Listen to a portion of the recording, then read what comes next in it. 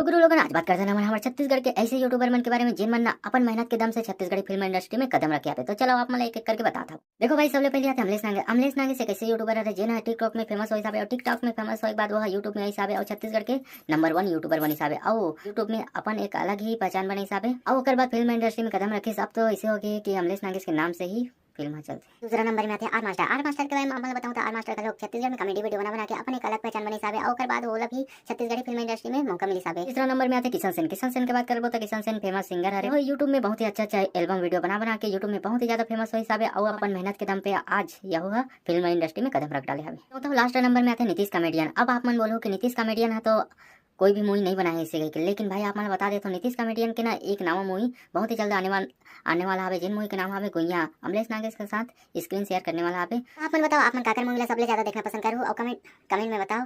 तो चलो अपना मिलते हैं कोनो वीडियो में, तो अभी के लिए जय जवाहर जय छत्तीसगढ़।